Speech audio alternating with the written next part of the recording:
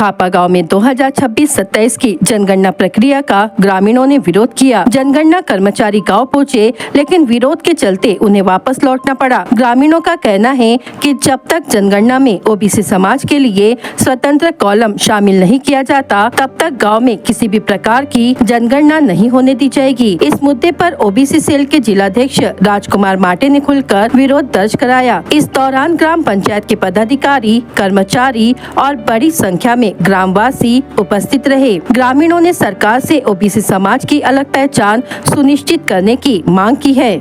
आज खापा इथे होणारी 2027 ची जनगणना करण्याकरता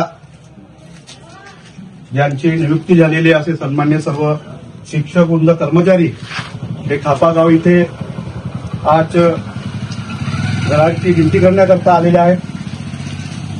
आम्ही सर्व ओबीसी बांधव या जनगणनेच्या निषेधाच्या करता करत आहोत की ओबीसी बांधव अख्ख्या महाराष्ट्रामध्ये 357 जाती असून देशामध्ये 37चा आकडा पार केलेला आहे आणि त्या जनगणनेच्या कॉलममध्ये एससी, एसटी आणि ओबीसीच्या कॉलम नसल्यामुळे आम्ही खापा गाववासी नाही तर अख्ख्या महाराष्ट्रामध्ये प्रत्येक गावचे लोक त्या जनगणनेचा निषेध करणार आहेत। जोपर्यंत स्वतंत्र कॉलम ओबीसीच्या येणार नाही तोपर्यंत आम्ही येणारे कर्मचारी त्यांच्यावर तर पूर्ण गावबंदी घालणार आहोत आणि आज आम्ही कोणत्याही प्रकारची खापा गावामध्ये नाहीतर इतरही ठिकाणी आज जनगणनेची माहिती देणार नसून यांना गावनिषेध करणार आहोत।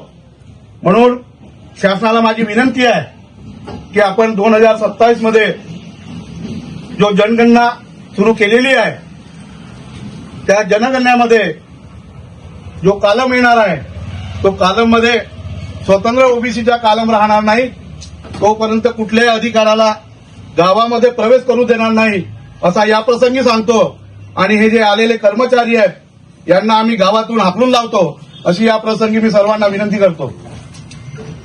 कोणालाही जनगणना करता येणार नाही, आपण चालले जा आणि तुमचे जे कोणी अधिकारी असतील त्यांना आमचं नाव सांगा, आम्ही गावबंदी घातलेलं आहे। गावातल्या कोणत्याही व्यक्तींना ओबीसीची माहिती देता कामा नये।